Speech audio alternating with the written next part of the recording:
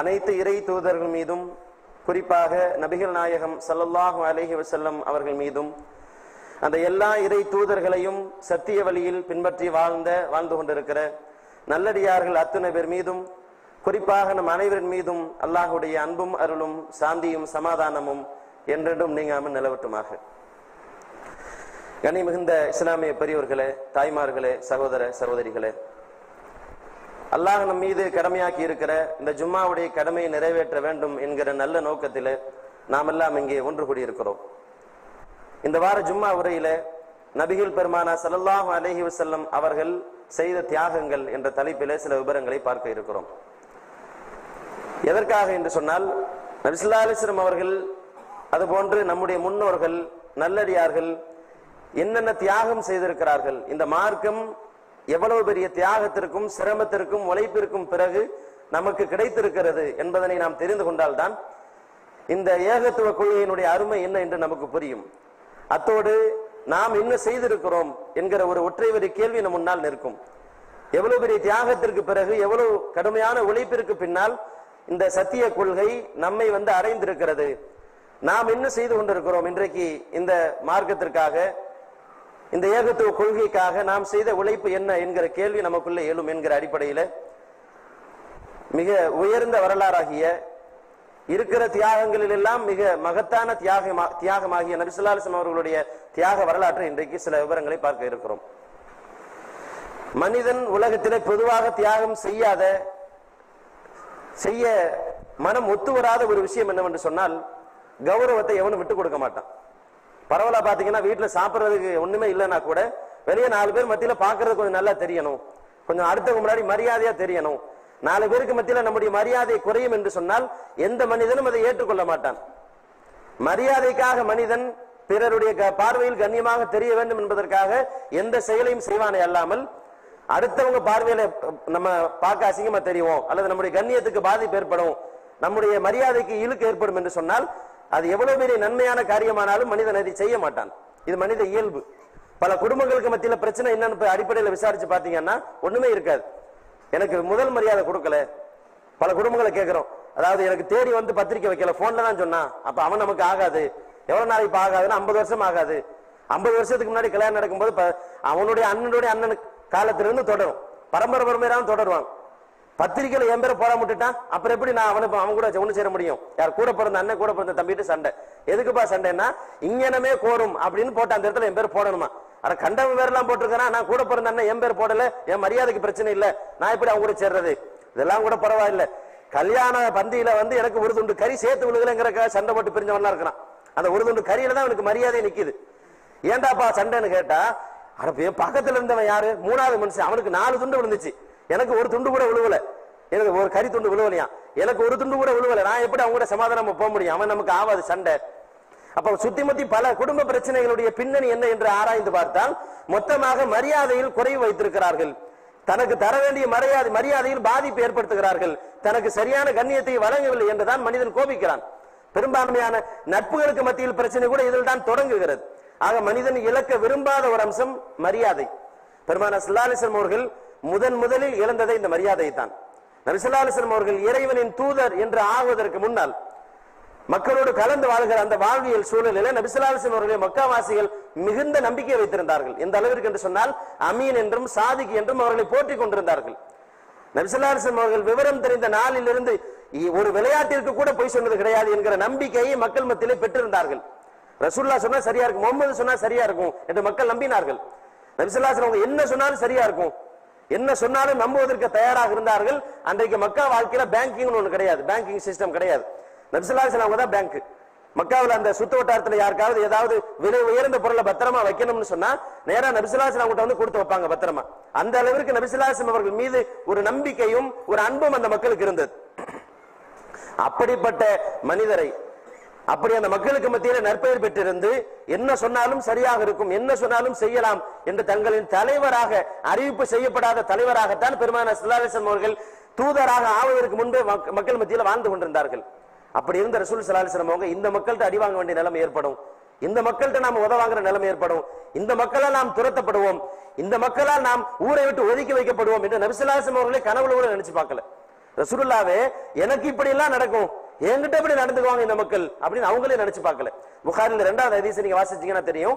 2வது ஹதீஸ்லயே அதாவது நபி ஸல்லல்லாஹு அலைஹி வஸல்லம் அவங்களுக்கு வஹி வருது அல்லாஹ்வின் புறத்திலிருந்து. வந்து ஒரு குழப்பமான மனோநிலையில இருக்கிறாங்க. ஏன்னா எழுத படிக்க தெரியாது, எந்த புத்தகத்தை எடுத்து படிச்சு விவரம் தெரிஞ்சுக்கிற முடியாது. அதே மாதிரி அந்த இடத்துல வேற யாரும் அறிஞர்கள் கிடையாது. முன்னாடி உள்ள இறை தூதர்களோ அல்லது அந்த இறை தூதரிடமிருந்து வந்த நல்லறியார்கள் தொடர்ல யாரும் வந்தவங்க அப்படின்னு யாரும் கிடையாது. போய் ரசூலுல்லாஹ் போய் இந்த மாதிரி எனக்கு வந்துச்சுங்கன்னு சொல்லி விவரம் கேட்டு தெரிஞ்சுக்கிறதுக்கு ஆள் இல்ல. யாருமே இல்லாத சூழ்நிலையில என்ன நடந்துச்சு தனக்கு திடீர்னு போய் நாம இறைவன் யாருன்னு யோசிச்சுட்டு இருந்த நேரத்துல ஒரு உருவம் ஒண்ணு தெரிஞ்சது. நீங்க ஓதுங்கன்னு சொன்னாங்க, நான் ஓத தெரியாதுன்னு சொன்னேன். அவங்க ஒரு 5 வசனத்தை சொல்லி கொடுத்துட்டு போனாங்க. அது என்னது, யார் என்கிட்ட வந்தா, என்ன சொன்னாங்க, எதுவுமே ரசூலுல்லாஹ்வுக்கு புரியல. ஒரு புரியாத குழப்பமான மனோநிலையில ரசூலுல்லாஹ் இருக்கும்போது கதீஜா அம்மா வந்து நபி ஸல்லல்லாஹு அலைஹி வஸல்லம் அவங்கள தன்னுடைய சிறிய தந்தையின் மகன் வரக்காட்ட கூட்டு போறாங்க. வரக்கத்து பின் நௌஃபல் அவர் கேட்கிறாரு என்ன நடந்துச்சு. அவர் முன்னுள்ள வேதங்களை படிச்சவர், தௌராத் இன்ஜீல் வேதங்களை படிச்சவர். அப்ப அந்த அனுபவம் அவருக்கு இருந்த காரணத்தினால ரசூல் ஸல்லல்லாஹு அலைஹி வஸல்லம் எல்லா விவரத்தையும் அவர்கிட்ட சொல்றாங்க. இந்த மாதிரி நடந்துச்சு, நான் இந்த மாதிரி ஹிரா கோவில போய் இறைவனை பத்தி யோசிச்சுக்கிட்டு இருந்தேன், ஒரு பெரிய உருவத்துல ஒரு ஆள் வந்தாரு, வந்து என்கிட்ட என்னென்ன விவரங்கள் பேசினாரு அப்படின்னு ரசூல் ஸல்லல்லாஹு அலைஹி வஸல்லம் நடந்ததை சொல்றாங்க. வரக்கா எல்லாத்தையும் கேட்டுக்கிட்டு இருந்தார். கேட்டு முடிச்சுட்டு அவர் என்ன சொல்லுவாரு நம்ம ஆவலோட அந்த ஹதீஸை வாசிக்கிறோம். ஏன்னா இப்படி ஒரு அதிசயமான சம்பவம், யாருக்கும் நடக்காத ஒரு சம்பவம் திடீர்னு ஒரு மனிதனுடைய வாழ்க்கையில நடந்திருக்கு. அப்ப அதை கேட்கக்கூடிய மனிதர் என்ன சொல்லுவார் முதல்ல நாமளும் ஒரு ஆவலோட எதிர்பார்க்கிறோம். இப்படி ஒரு சம்பவம் பெரும்பாலும் யாருக்குமே நடக்காது, இறை தூதர்களை தவிர. அப்போ ஒரு இறை தூதருக்கு இப்படி ஒரு சம்பவம் நடந்திருக்கு. சாதாரண மனிதராக நேற்று வரைக்கும் காணப்பட்ட ஒரு மனிதருக்கு இன்றைக்கு திடீரென்று இப்படி ஒரு அபூர்வமான அதிசயமான நிகழ்வு நடந்திருக்கிறது. அப்படின்னா நம்ம என்ன எதிர்பார்ப்போம், நீங்க பெரிய பாக்கியசாலிங்க, உங்களுக்கு அது நடந்திருக்கு இது நடந்திருக்குன்னு பாராட்டுவாங்க, புகழுவாங்க, ஏதாவது கொஞ்சம் அப்படி சொல்லுவாங்கன்னு நம்ம எதிர்பார்க்கிறோம். ஆனா வரக்கா சொன்ன முதல் வார்த்தை என்ன சொன்னாருன்னா, இந்த மக்கள் உங்களை ஊரை விட்டு துரத்துகிற போது நான் உங்களோடு இருந்தால் நல்லா இருக்குமே, யாலைத்தினி ஃபீ ஹஜதா, நான் திடகாத்திரம் உள்ள இளைஞனாக வாலிபனாக இருந்தா நல்லா இருக்குமே. ரசூல் ஸல்லல்லாஹு அலைஹி வஸல்லம் அவங்க பயான் பண்ணல, நிறைய கதை சொல்லல, என்ன நடந்துச்சுங்கிற வரலாறு அந்த சம்பவத்தை மட்டும் தான் சொல்றாங்க. அங்க என்ன நடந்துச்சு, நான் போய் ஒரு ஹிரா குகையில இருந்தேன், ஒரு வானவர் வந்தார், என்கிட்ட என்னென்ன விவரங்களை சொன்னார் அப்படின்னு நடந்த நிகழ்வை, ஒரு அரை மணி நேர நிகழ்வை நபி ஸல்லல்லாஹு அலைஹி வஸல்லம் அவங்க வரக்கா கிட்ட சொல்றாங்க. சொன்ன உடனே மரக்காவின் வாயிலிருந்து வந்த முதல் வார்த்தை இதுதான், நான் இளைஞனாக இருந்தால் நல்லா இருக்குமே, நான் மட்டும் தெம்ப இளைஞனாக திடகாத்திரமுள்ள வாலிபனாக இருந்திருந்தால் இந்த மக்கள் உங்களை அடித்து துரத்துகிற போது உங்களோடு நான் நின்று இருந்திருப்பேனே அப்படின்னு அவர் சொல்றார். நாம அந்த வரலாற்றை வாசிக்கும் போது ஆச்சரியமா இருக்கு. என்ன அல்லாஹ்வின் பொறுத்திருந்து செய்தி இருந்திருக்குன்னு சொல்றாங்க, சந்தோஷப்படணுமா இல்ல இப்படி சொல்லணுமா, ஏன் வரக்கா இப்படி சொல்றாரு, நமக்கு கேள்வி வருது. நாம அப்படி என்ன தப்பா சொல்லிட்டோமா, இல்ல எதுக்கு இந்த மக்கள் அடிக்க போறாங்க, எதுக்கு இந்த மக்கள் துரத்த போறாங்க, நமக்கும் கேள்வி வரும். அதே கேள்வி ரசூலுல்லாஹ்வுக்கு வருது. ரசூலுல்லாஹ் கேட்கறாங்க, அவன் முஹ்ரிஜியஹும், என்ன நீங்க சொல்றீங்க, இந்த மக்கள் என்னை துரத்துவாங்களா, என்னை நல்லவன் சொல்றாங்க, உண்மையாளர்னு சொல்றாங்க, அவங்க பொருளாதாரத்தை பூரா நம்பி என்கிட்ட ஒப்படைக்கிறாங்க, நான் சொன்ன என்ன சொன்னாலும் சரியா இருக்கும் நம்புறாங்க, மக்களிடத்துல நேர்மையாளர் என்று பெயர் பெற்று இருக்கிற என்னை மக்கள் எல்லாம் தூக்கி வைத்து தலைவராக கொண்டாடுகிற என்னை இந்த மக்கள் அடிச்சு துரத்துவாங்களா, என்ன இந்த மக்கள் ஒதுக்கி வைப்பார்களா, என்ன சொல்றீங்கன்னு ரசூல் ஸல்லல்லாஹு அலைஹி வஸல்லம் நம்ப முடியல. என்ன நீங்க சொல்றீங்க, அவன் முஹ்ரிஜியஹும், இவங்கனே துரத்துவாங்களா? வரக்கா சொல்றார், ஆமா நாம் நடந்தே தீரும். உங்களுக்கு முன்னர் யாரெல்லாம் இந்த சத்தியத்தை கொண்டு வந்தார்களோ, யாரெல்லாம் இறைவன் புறத்திலிருந்து செய்து அருள பெற்றார்களோ, மக்களுக்கு உண்மையை சொன்ன அனைவரும் இதே நிலையை அனுபவித்தார்கள். அனைவரும் மக்களால் துரத்தப்பட்டார்கள், ஊரை விட்டு ஒதுக்கி வைக்கப்பட்டார்கள், மக்களின் அடி உதைகளுக்கு ஆளானார்கள், மக்களின் ஏச்சுக்கும் பேச்சுக்கும் ஆளானார்கள். உங்களுக்கு முன்னர் யாரெல்லாம் இந்த தூது செய்து அருள பெற்றார்களோ அத்தனை பேருக்கும் வரலாற்றில் இதுதான் நடந்தது. வரக்கா சொன்ன வார்த்தை இன்று வரைக்கும் நிஜம். அன்றைக்கு பெருமானார் ஸல்லல்லாஹு அலைஹி வஸல்லம் அவர்களுக்கு முன்னால் வரக்கா சொன்னாரே, அந்த வார்த்தை அன்றிலிருந்து இன்று வரைக்கும் நிஜம். இன்றைக்கும் நீங்கள் சத்தியத்தை சொன்னால் ஊரை விட்டு ஒதுக்கப்படுவீர்கள், மக்களால் ஏளனமாக பார்க்கப்படுவீர்கள், உங்களின் மரியாதை காணாமல் போகும். நேற்று வரைக்கும் மக்களால் மதிக்கப்படுகிற நபராக நீங்கள் இருப்பீர்களானால் இன்றைக்கு இந்த ஏகத்துவத்தை சத்திய கொள்கையை சொன்னால் மக்களால் நீங்கள் ஏளனமாக பார்க்கப்படுவீர்கள். நீங்க சொல்றதை கேட்க மாட்டாங்க, நீங்க சொல்றதை ஏத்துக்கிற மாட்டாங்க. அப்ப அந்த நிலை அங்கும் நடந்தது. நபி ஸல்லல்லாஹு அலைஹி வஸல்லம் அவங்க ஆச்சரியத்தோடு கேட்கிறாங்க, வரக்கா சொல்றார் இது நடக்கும். பின்னால் வரலாறு அப்படியே நிஜமானதும் கூட. மக்காவாசிகள் பெருமானார் ஸல்லல்லாஹு அலைஹி வஸல்லம் அவர்கள் 13 ஆண்டு காலம் வார்த்தைகளுக்குள் சொல்லிவிட முடியாத துன்பத்தை அனுபவித்தார்கள். ஆயிஷா அம்மா ஒருத்தர் ரசூலுல்லாஹ் கேட்கிறாங்க, அல்லாஹ்வுடைய தூதரே, ஹல் கான அலைக யௌமுன் அஷத்து மின் யௌமி உஹத், உஹது நாளின் போது தாங்கள் அனுபவித்த துன்பத்தை விட மிக கடினமான துன்பமான நாள் ஏதேனும் ஒன்று உங்கள் வாழ்வில் வந்திருக்கிறதா? உஹதுல ரசூலுல்லாஹ் என்ன செஞ்சாங்கன்னா, இந்த அளவுக்கு துன்பப்பட்டாங்கன்னு சொன்னா நபி ஸல்லல்லாஹு அலைஹி வஸல்லம் அவங்க எல்லா திட்டங்களையும் போட்டு முடிச்சிட்டாங்க. நமக்கு இந்த வரலாறு தெரியும், சுருக்கமா சொல்லிடுறேன். ஒரு 50 பேர்த்த ஒரு மலைக்கணவால் நிப்பாட்டி வச்சாங்க, இந்த பகுதியில நீங்க இறங்கி வந்துடாதீங்க, நீங்க இறங்கி வந்துட்டீங்கன்னா எதிரிகள் நம்மளை சுத்தி வளைச்சிருவாங்க, அப்ப நாம பெரிய பாதிப்புக்குள்ளாக வேண்டியிருக்கும், இறங்கி வந்துடாதீங்கன்னு சொல்லி எந்த அளவுக்கு சொல்லிட்டு வந்தாங்கன்னா, நாங்கள் இறந்து எங்களின் உடல்களை பறவைகள் கொத்தி கொண்டிருந்தாலும் நீங்க இறங்கி வந்துடாதீங்க அப்படின்னு எவ்வளவோ சொல்லி நிப்பாட்டி வச்சுட்டு வந்தாங்க. ஆனா அந்த சஹாபாக்கள் தவறுதலாக விளங்கி போர் முடிஞ்சிருச்சு, எதிரிகள் தோத்து ஓடிட்டாங்க போல இருக்கு, நம்ம இறங்கி வந்துருவோம் அப்படின்னு தவறுதலாக இறங்கி வந்துட்டாங்க. வந்த விளைவு என்னன்னா 70க்கும் அதிகமான சஹாபாக்கள் உஹதிலே ஷஹீதாக்கப்பட்டார்கள். நபி ஸல்லல்லாஹு அலைஹி வஸல்லம் அவர்களும் ரத்தம் வலிய கொடுமைப்படுத்தப்பட்டார்கள். அங்கிருந்து வந்த அம்பு ஒண்ணு மேல பாஞ்சு ஒரு வளையம் ஒண்ணு கடவாப்பில்ல குத்தி பல்கள் எல்லாம் உடைந்து ரத்தம் அதிகமாக வெளியேறிய காரணத்தினால் பெருமான ஸல்லல்லாஹு அலைஹி வஸல்லம் மயக்கமாயிட்டாங்க. மயக்கமானவனே கூட இந்த சஹாபாக்களை பல பேருக்கு ரசூலா இறந்துட்டாங்கன்ற மாதிரி ஒரு தகவல் பரவிடுச்சு. எதிரிகள் அப்படி ஒரு பொருளை கிளப்பிட்டாங்க. சுத்தி பாக்குறாங்க, முஹம்மது ஸல்லல்லாஹு அலைஹி வஸல்லம் உங்களை காணோம், ரசூலா இறந்துட்டாங்க அப்படின்னு ஒரு பொருளை கிளப்பிட்டாங்க. பல சஹாபாக்கள் ரசூலுல்லாஹ் இறந்துட்ட பின்னாடி நம்ம என்ன சண்டை போடுறதுக்கு என்ன இருக்கு, என்ன இருக்குன்னு கத்தியை கிளை போட்டுட்டாங்க. மிக குழப்பமான உச்சபட்சமான சூழ்நிலை. அப்ப ஆயிஷாமா கேட்கிறாங்க, உகது நாளில் நீங்கள் அனுபவிச்சீங்களே துன்பம், அதை விட மிக கடுமையான துன்பத்தை அனுபவித்த நாள் ஒன்று உங்கள் வாழ்வில் நடந்திருக்கிறதா? அப்ப ஆயிஷாமா கேட்கிறாங்க. ரசூல் ஸல்லல்லாஹு அலைஹி வஸல்லம் சொன்னாங்க, நடந்திருக்கிறது.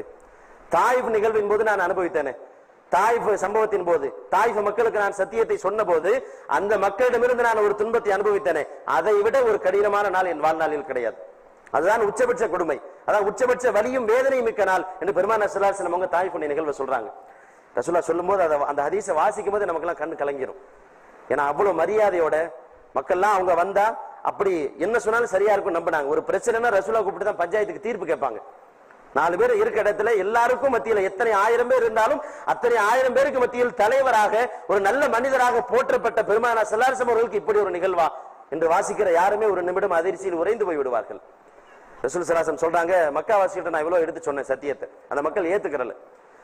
சரி, பக்கத்துல இருக்க ஊருக்கு போவோம், தாயிஃபுக்கு போவோம், கொஞ்சம் தொலைவுல, அந்த மக்களுக்கு சொல்லுவோம். அந்த மக்கள் ஏத்துக்கிட்டாங்கன்னா கூட ஒரு பெரிய பலமா இருக்கும். ஏன்னா ஏற்றுக்கொண்ட சஹாபாக்கள் எல்லாம் கொடுமை அனுபவிச்சுட்டு இருந்த காலகட்டம். சரி, அந்த மக்களுக்கு ஒரு துன்பம் குறையும், அந்த மக்களுக்கு ஒரு பாதுகாப்புக்கு ஒரு புகலிடம் கிடைக்கும் அப்படிங்கிற எண்ணத்துல ரசூல் ஸல்லல்லாஹு அலைஹி வஸல்லம் தாயிஃபுக்கு போறாங்க. போய் அந்த மக்கள்கிட்ட எடுத்து சொல்றாங்க. எடுத்து சொன்னா அந்த கூட்ட தலைவர்கள் யாருமே அதை ஏத்துக்கிறல. மக்கள்கிட்ட பிரச்சாரம் பண்ணும்போது யாரும் ஏத்துக்கிறல. கடைசியில் என்ன செஞ்சாங்கன்னு சொன்னா, ஊரே சேர்ந்து அடிச்சு துரத்துது. ஒரு 4 பேர் கூடி இருக்கிற சபையில ஒரு ஆள் நம்மள சத்தம் போட்டு பேசிட்டாரு, சத்தம் போட்டு நம்மள அதட்டிட்டாரு, நாம தப்பே செஞ்சிருக்கலாம். அவருடைய நிர்வாகத்துக்கு நம்ம இருக்கிறோம். ஒருத்தர் கடையில நம்ம வேலை செய்யறோம், கடையில வச்சு நம்ம 8 மணிக்கு வரணும்னு சொன்னாரு, நம்ம 10 மணிக்கு போயிட்டோம், லேட் ஆயிருச்சு. இப்ப அந்த இடத்துல வச்சு ஏன்பா இப்படி வந்த, நாளைக்கு சீக்கிரமா வாப்பா அப்படின்னு சொன்னா ஏத்துக்கிடுவோம். அதே ரோட்டில் நிப்பாட்டி வச்சு 10 பேர் முன்னாடி உனக்கு அறிவு இல்லையா, நீ சோறு சாப்பிட என்ன சாப்பிடுற, ஏன்டா அப்படி லேட்டா வர்ற அப்படின்னு திட்டினாருன்னா நீ வேணா வேலையை வேணா போயாண்டு போயிருவோம். ஏன்னா 10 பேர் மத்தியில நம்மள ஒரு ஆள் திட்டினா கூட ஏத்துக்கிற முடியாது. நபி ஸல்லல்லாஹு அலைஹி வஸல்லம் ஊரே சேர்ந்து அடிச்சு துரத்துது. ஒரு ஆள் இல்ல, ஒட்டுமொத்த ஊரும் சேர்ந்து அடித்து துரத்துகிறது. சிறுவர்கள் கல்லால் அடிச்சு துரத்துறாங்க. ரசூல் ஸல்லல்லாஹு அலைஹி வஸல்லம் அப்படியே அந்த வார்த்தையில சொல்றாங்க, ஃபலம் அஸ்தஃபிக் இல்லா வான பிகர்னி சாலிப், கர்னி சாலிப் என்கிற இடத்திற்கு வருகிற வரைக்கும் எனக்கு சுய நினைவே வரவில்லை. சுய நினைவே வராம நடக்கிறது சொன்னா அப்ப எந்த அளவுக்கு அடி வாங்கியிருப்பாங்க. ஊரே சேர்ந்து அடிச்சு துரத்துதுங்க. நம்ம கற்பனை கூட பண்ணி பார்க்க முடியாது. ஒரு ஊரே சேர்ந்து அடிச்சு துரத்துனா அடிபட்டு ரத்தம் ஒழுதுகிட்டு இருக்கு, எங்க போறோம் என்ன நடந்துகிட்டு இருக்கு, நம்ம எந்த பக்கம் போறோம்னே தெரியாம சுயநினைவே இல்லாமல் நான் நடந்து வந்தேன், அந்த மக்கள்கிட்ட அடி வாங்கி ஓடி வந்தேன் ரசூலுல்லாஹ் சொல்றாங்க. எவ்வளவு கஷ்டப்பட்டிருப்பாங்க. அவ்வளவு பெரிய துன்பத்திற்கும் தியாகத்திற்கும் பிறகுதான் இந்த மார்க்கம் நமக்கு கிடைச்சிருக்கு மக்களே. அப்ப ரசூலுல்லாஹ் சொல்றாங்க, அந்த நாளில் நான் அனுபவித்த ஊரே சேர்ந்து அடிச்சு துரத்துனாங்களே, அதுதான் நான் வாழ்வில் அனுபவித்த உச்சபட்ச கொடுமை, அதுதான் நான் வாழ்வில் அனுபவித்த உச்சபட்ச கஷ்டம் என்று பெருமானார் ஸல்லல்லாஹு அலைஹி வஸல்லம் ஆயிஷா அம்மாட்ட சொன்னாங்க நம்ம பாக்குறோம்.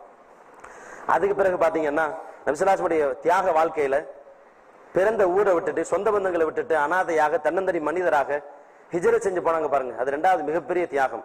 நான் குறிப்பிட்ட சில விவரங்களை மட்டும் சொல்லிக்கிட்டு இருக்கிறேன். ரசூலுல்லாஹ்வுடைய மொத்த வாழ்க்கையுமே தியாகம் தான். ஆனா அடிப்படையாக தெரிந்து கொள்வதற்காக சில விவரங்கள். மக்காவில் நபி ஸல்லல்லாஹு அலைஹி வஸல்லம் அவங்க ஒரு செல்வாக்கு மிக்க நபராக, செல்வந்தராக, யாருக்கிட்ட எந்த உதவிக்கும் போக வேண்டியதில்லை, அப்படி சந்தோஷமான வாழ்க்கையில் இருந்தாங்க. தேவையான பொருளாதாரம் இருந்துச்சு, நல்ல வியாபார திறமை இருந்தது, மக்களிடத்தில் ஒரு நல்ல மரியாதை இருந்தது, பாதுகாப்பு வேண்டிய அளவுக்கு போதுமான பாதுகாப்பும் இருந்தது.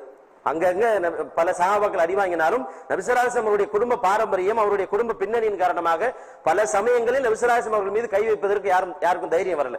பெரிய குடும்பம், பாரம்பரியமான குடும்பம், ஒரு நல்ல குலம் கோத்திரத்தை சார்ந்தவங்க அப்படிங்கிற அடிப்படையில் யாருமே ரசூலுல்லாஹ் மேல கை வைக்கிறதுக்கு தயங்கினாங்க. அப்படி இருந்து 1-2 சமயங்களில் ரசூலுல்லாஹ்வுக்கு அடி விழுந்திருக்கு. அப்படி வாழ்ந்துட்டு இருந்த நபி ஸல்லல்லாஹு அலைஹி வஸல்லம் எல்லாத்தையும் விட்டுட்டு இப்ப மதீனாவுக்கு புறப்பட்டு வர்றாங்க. நாம வாழ்க்கையில கற்பனை கூட பண்ணி பார்க்க முடியாது. நாம சம்பாதிச்சு வச்ச சொத்து நமக்கு இல்ல. நம்ம ஆசைப்பட்டு பார்த்து இந்த வீடு இப்படி இருக்கணும், இந்த ஜன்னல் இங்கனுக்குள்ள இருக்கணும், இந்த பக்கம் காத்து வர்றதுக்கு வசதியா இருக்கும், இந்த ரூமுக்கு இப்படி கதவு போடுங்க, இந்த கதவு இதுல போடுங்க, பார்த்து செஞ்சோமே கட்டணம் வீடு. அந்த வீட்டை விட்டுட்டு அனாதையா அடுத்த வேலை சாப்பாட்டுக்கு கூட கேரண்டி இல்லாத நிலைமையில கிளம்பணும்னு சொன்னா எப்படி இருக்குங்க? சம்பாதிக்க போயிட்டு வந்துடலாம், போயிட்டு 2 வருஷத்துக்கு திரும்பி வந்துருவோங்க அப்படின்னு வேணா இப்படி போயிட்டு வந்துடலாம். மொத்தத்தையும் விட்டு போட்டு கிளம்பணும், இனி உன்னை சம்பாதிச்ச சொத்து உனக்கு கிடையாது, கிளம்பு அப்படின்னு சொன்னா எப்படி இருக்கும்? இலங்கையிலிருந்து அகதிகளை கிளம்பி வந்தாங்களே அந்த மக்கள்கிட்ட போய் கேட்டு பாருங்க, அந்த வழி என்னன்னு புரியும். சம்பாதிச்சு சேர்த்து வச்ச சொத்து பத்து சொந்த பந்தம் யாரும் கிடையாது. போற இடத்துல ஒரு 5 ரூபாய் கைமாத்து கூட யாரையும் வாங்க முடியுமான்னு தெரியாது. போற இடத்துல அடுத்த வேலை உணவுக்கு வழி இருக்கா, அங்க கேரண்டி இருக்கா, நிம்மதியா வாழ முடியுமா, அங்க வீடு கிடைக்குமா, ரோட்ல படுக்க வேண்டிய நிலைமை வருமா, எதுவுமே தெரியாது. ஆனால் இறைவனுக்காக பெருமானா ஸல்லல்லாஹு அலைஹி வஸல்லம் இதுவரைக்கும் சம்பாதிச்சு சேர்த்து வைத்த மொத்த சொத்தையும் போட்டுட்டு கிளம்புறாங்க. ஏன்னா எதை எடுத்துட்டு போக முடியாது. ஹிஜ்ரத்துல போகும்போது அத்தனையும் விட்டுட்டு சொந்த பந்தங்களை விட்டுட்டு எல்லாத்தையும் இழந்துட்டு பெருமானா ஸல்லல்லாஹு அலைஹி வஸல்லம் அவர்கள் தன்னந்தனி மனிதராக புறப்படுகிறார்கள். அபூபக்கர் மனித துணையாகவும் அல்லாஹ்வை முழு துணையாகவும் ரசூலுல்லாஹ்வுக்கு இருக்கிறான். அப்ப நபி ஸல்லல்லாஹு அலைஹி வஸல்லம் அல்லாஹ்வை முழுமையாக நம்பி இறைவனை மாத்திரமே எடுத்துக்கொண்டு செல்கிறார்கள். மக்காவில இருந்து சம்பாதிச்ச மொத்தம் இங்க கிடைக்க எதையும் எடுத்துட்டு போக முடியாது. சொத்து பத்து இல்ல, சொந்த பந்தம் இல்ல, எதுவும் கிடையாது. போற இடத்துல நாலு அந்த மக்கள் நல்லா பழகுவாங்களா, ஏமாத்தி கழுத்தெடுத்துருவாங்களான்னு கூட தெரியாது. ஏன்னா உலகத்திலேயே மிக மோசமான வாழ்வு யாருடைய வாழ்வு என்றால் இந்த நூற்றாண்டிலும் அகதிகளின் வாழ்வு. நம்ம தினசரி பேப்பர்களை படிச்சுட்டு இருக்கிறோம். போன வார வெள்ளிக்கிழமை கூட 240 அகதிகள் லெபனானிலிருந்து சிரியாவிலிருந்து புறப்பட்டு வந்து அங்க அரபு நாட்டிலிருந்து புறப்பட்டு ஐரோப்பிய நாட்டிற்கு வந்திருக்கிறாங்க. வந்த வழியில நடுவழியில இத்தாலிக்கு வந்த வழியில கடல்ல கப்பல் கம்ததுனால 240 பயணிகள் நடுவழியில இறந்துட்டாங்க. போன வாரம். இது நம்ம நிறைய 100 கணக்கில் வரும்போது பேப்பர்ல போடுறோம். ஆனா அந்த ஆரம் நடந்து கொண்டே இருக்கிறது. ஒரு நாட்டுல போர் ஏற்படும் போது அந்த நாட்டை வாழ முடியாதுங்கிற சூழல் ஏற்படும் போது அந்த நாட்டை விட்டுட்டு அடுத்த நாட்டுக்கு போகும்போது எப்படி இருக்கும்? ஒண்ணுமே எடுத்துட்டு போக முடியாது. ஏதோ கையில கிடைச்சதை எடுத்துட்டு போய் அங்க போய் எப்படியாவது பொழைச்சிக்கலாமே, இங்க உசுருக்கு ஆபத்தான நிலைமையில் இங்க வாழ்றதுக்கு அங்க போய் கொஞ்சம் நிம்மதியா வாழலாமேன்னு கிளம்பி போறாங்க. அவங்க அனுபவிக்கிற கொடுமை இருக்கு தெரியுமா? இன்றைக்கும் கூட தமிழ் என்று பேசுபவர்கள் எல்லாம் தமிழர்கள் இலங்கையிலிருந்து கூட்டம் கூட்டமாக அகதிகளாக வந்தாங்களே, என்ன பண்ணாங்க? வார்த்தைகளால் பேசி பிழைப்பு நடத்தவும் அரசியல் ஓட்டு பொறுக்கவும் தான் அந்த தமிழ் என்கிற இனம், தமிழ் என்கிற மொழி என்றெல்லாம் பேசியவர்கள் அதற்கு உதவியதை தவிர மக்களுக்கு என்ன பண்ண முடிஞ்சது? என்ன செஞ்சாங்க? ஒண்ணும் கிடையாது. அப்ப அகதிகளின் வாழ்வுதான் மிக சோகமான பரிதாபத்திற்குரிய வாழ்வு. அப்ப அகதியாக நபி ஸல்லல்லாஹு அலைஹி வஸல்லம் அவர்கள் மக்காவிலிருந்து மதீனாவுக்கு புறப்பட்டு போனாங்களே, அது வார்த்தைகளுக்குள் சொல்லிவிட முடியாத தியாகம். மதீனாவிற்கு வந்த பிறகு நபி ஸல்லல்லாஹு அலைஹி வஸல்லம் வாழ்க்கையை வரலாற்றை வாசிக்கும் போது எந்த மனுஷனுடைய உள்ளமும் கலங்கிடும். நம்ம தலைவருக்கா இப்படி? எந்த இறை தூதர் அந்நபி அவுலா பில் முஃமினீன மின் அன்ஃபுஸிஹிம், தங்களின் உயிருக்கும் மேலாக நேசிக்க வேண்டும் நல்லா சொல்றானே. நாம் எந்த இறை தூதரை நம்முடைய உயிருக்கும் மேலாக நேசிக்கிறோமோ அந்த இறை தூதர் இப்படியா வாழ்ந்தார்கள்? அந்த இறை தூதருக்கு இப்படி ஒரு சிரமமான வாழ்க்கையா? அந்த இறை தூதரின் வாழ்வில் இப்படி எல்லாமா நடந்திருக்கிறது என்று பெருமானா ஸல்லல்லாஹு அலைஹி வஸல்லம் அவர்கள் மதீனாவில் வாழ்ந்த வாழ்க்கை எடுத்து வாசிக்கிற யாருமே ஒரு நிமிடம் உள்ளத்திலே கலங்கி போய் விடுவார்கள். அந்த அளவுக்கு மிக பரிதாபமான வாழ்வு. எந்த அளவுக்குன்னு சொன்னா நாம இன்னைக்கு பரம ஏழைன்னு யாரு சொல்றோம்? பிச்சை இருக்கிறாங்க இல்லையா, அவங்கள ரொம்ப பாவம் கஷ்டத்துல இருக்காங்க நாம நினைப்போம். ஆனா அவங்க பேங்க்ல இன்னைக்கு சேர்த்து வச்சுட்டு இருக்காங்கன்னு வைங்க. ஒரு நாள் கலெக்ஷனுக்கு போனா 1000 ரூபாய் ஆச்சு. இங்க ஒண்ணு அங்க ஒண்ணு ஒரு ரூபாயா வசூல் பண்ணா கூட ஒரு 4 தெரி ஏறி இறங்கினாக்க ஒரு 1000 ரூபாய் ஒரு நாளைக்கு ஆச்சு. நம்ம சம்பாதிக்கிறது கூட அவ்வளவு அமௌண்ட் கிடைக்காது.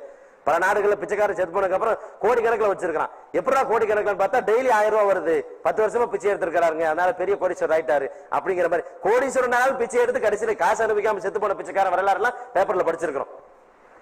அதான் மிக பரிதாபகரமான வரலாறு. அப்ப நம்ம யாரை பாக்குறோம்னா ஒண்ணுமே இல்லைன்னு யாரை நினைக்கிறோமோ அப்படிப்பட்ட மனிதரை விட மிக பரிதாபகரமாக வாழ்கிற மனிதர், ஐயோ பாவன்னு சொல்றோம்ல, அவரை விட பரிதாபமான நிலையில் தான், ஏழ்மையான நிலையில் தான் பெருமானா ஸல்லல்லாஹு அலைஹி வஸல்லம் வாழ்ந்தாங்கன்றதை நம்ம ஹதீஸ்ல பாக்குறோம்.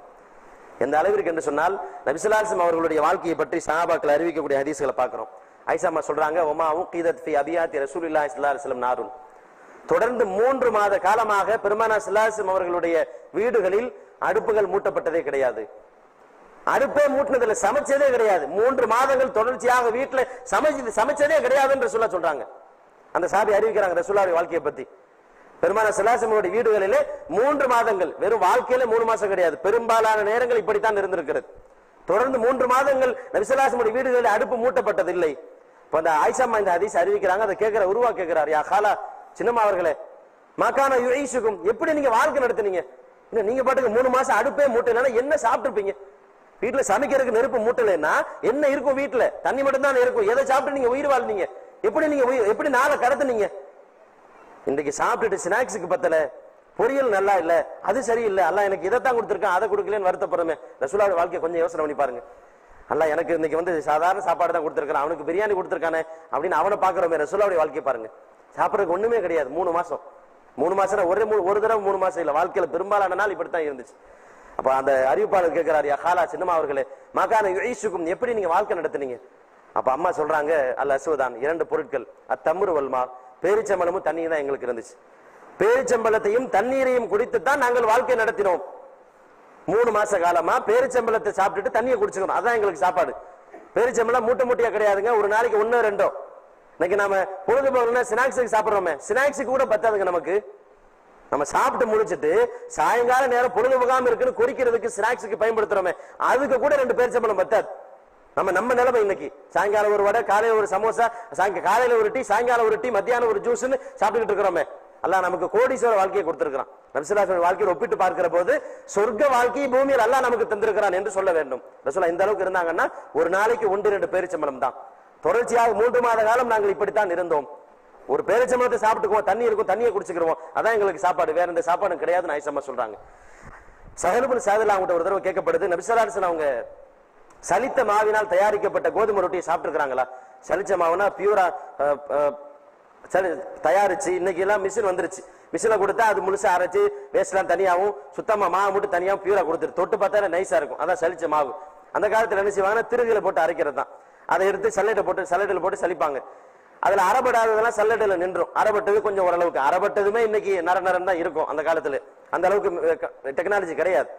அப்ப அந்த சாபி என்ன கேட்கப்படுதுன்னா, ஸஹல் இப்னு ஸஅத் ரசூலுல்லாஹ்வுக்கு பணிவிடையை செஞ்சுக்கிட்டு இருந்த ஸஹல் இப்னு ஸஅத் அவங்கள்ட்ட கேட்கப்படுது, நபி ஸல்லல்லாஹு அலைஹி வஸல்லம் அவர்கள் சல்லடையில் சலித்த மாவினால் தயாரிக்கப்பட்ட சப்பாத்தியை சாப்பிட்டு இருக்கிறாங்களா அப்படின்னு கேட்கப்படுது. அப்ப ஸஹல் இப்னு ஸஅத் சொல்றாங்க, ரசூல் ஸல்லல்லாஹு அலைஹி வஸல்லம் அவங்க மன்ஹுல் அந்த சல்லடையை பார்த்ததே கிடையாது. நீங்க என்ன சல்லடையில ரொட்டியை சாப்பிட்டாங்க கேட்டுக்கிட்டு இருக்கிறீங்க சலிச்சதை. ரசூல் ஸல்லல்லாஹு அலைஹி வஸல்லம் அவர்கள் தன் வாழ்நாளில் சல்லடையை பார்த்ததே கிடையாது. அப்ப கேட்டவர், அந்த ஹதீஸை கேட்டவர் கேட்கிறார், ஸஹல் இப்னு ஸஅத் என்ன சொல்றீங்க? இன்னைக்கு நாம ரொட்டியை வீட்டுல அப்பப்ப சம்சாரத்துல சண்டை போட்டிருப்போம், என்ன சுட்டுக்கிற எருவாட்டி மாதிரி இருக்கு, சாப்பிட முடியல. எந்த மாவு நல்லா அரைச்சு மிஷின்ல போட்டு சலிச்சு எடுத்து அவ்வளவு ரெடி பண்ண மாவு நமக்கு மெல்ல கஷ்டமா இருக்குன்னு சொன்னா, திருகலை போட்டு அரையும் குறையுமா அரைச்சு அதுல மாவு சுட்டா இப்படி இருக்கும், அந்த மாவுல ரொட்டி சுட்டா.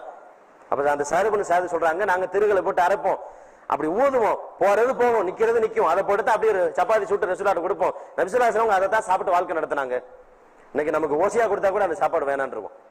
உசுறு போற நிலைமையில இருந்தாலும் ஓசியா அந்த சாப்பாடு கொடுங்கன்னு கொடுத்தா கூட இதை சாப்பிட்டு உசுறு வாழ்றதுக்கு பேசாம அல்லாஹ் மூத்தா போயிடலாம். ஏன்னா மெல்லவே முடியாது, வாயில வச்சு சாப்பிட முடியாதுங்க. அந்த உணவை தான் நபி ஸல்லல்லாஹு அலைஹி வஸல்லம் வாழ்நாள் முழுக்க சாப்பிட்டார்கள். அப்படின்னா எப்படி இருக்கும்? எப்படிப்பட்ட வாழ்வை ரசூலுல்லாஹ் வாழ்ந்திருக்கிறாங்க, எந்த அளவுக்கு தியாகமான வாழ்வு. அபூ ஹுரைரா ரலியல்லாஹு அன்ஹு அவங்க அறிவிக்கிறாங்க, மா ஸபா ஆலு முஹம்மதின் ஸல்லல்லாஹு அலைஹி வஸல்லம், பெருமானார் ஸல்லல்லாஹு அலைஹி வஸல்லம் அவருடைய குடும்பத்தார் தொடர்ந்து 3 நாட்கள் வயிறு நிறைய சாப்பிட்டது கிடையாது. வெறும் 3 நாளைக்குங்க.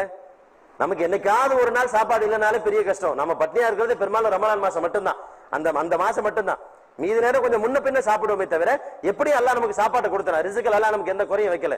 ரசூல் ஸல்லல்லாஹு அலைஹி வஸல்லம் அவர்களும் சரி அவருடைய குடும்பத்தாரும் சரி எந்த அளவுக்கு சிரமத்துல வாழ்ந்தாங்கன்னு சொன்னா, பெருமானார் ஸல்லல்லாஹு அலைஹி வஸல்லம் அவர்கள் மதீனாவுக்கு வந்த நாளிலிருந்து 10 ஆண்டு காலம் மரணிக்கிற வரைக்கும் ரசூல் ஸல்லல்லாஹு அலைஹி வஸல்லம் அவர்களோ அல்லது ரசூலுல்லாஹ்வுடைய குடும்பத்தினரோ யாருமே 3 நாட்கள் தொடர்ச்சியாக நல்ல உணவு சாப்பிட்டது கிடையாது.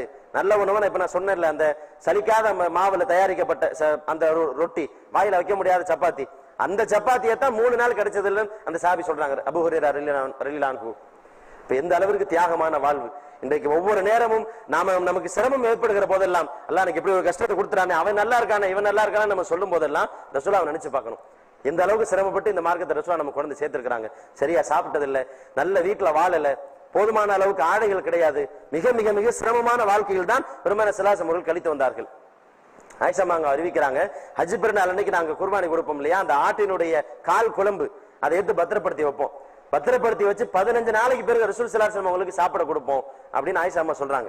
அப்ப அந்த ஹதீஸை கேட்டுக்கிட்டு இருந்த அந்த அறிவிப்பாளர் கேட்கிறார், ஆயிஷா அம்மா அவர்களே, எதுக்கு நீங்க 15 நாள் கழிச்சு அந்த ஆட்டு குழம்பை பத்திரப்படுத்தி சாப்பிட்டுட்டு கிடக்குறீங்க, எதுக்கு அதை போய் சாப்பிட்டீங்க அப்படின்னு கேட்கிறார். அப்ப ஆயிஷா அம்மா சொன்னாங்க, எங்களுக்கு அது கூட கிடைச்சது இல்லை, சாதாரணமா ரொம்ப சர்வ சாதாரணமா கிடைக்கிற அந்த பொருள், அந்த விஷயம் எங்களுக்கு அது கூட உருப்படியா கிடைச்சது இல்ல. 15 நாளைக்கு அதை வச்சு சாப்பிட வேண்டிய அளவுக்கு நிலைமை எங்களுக்கு இருந்துச்சு.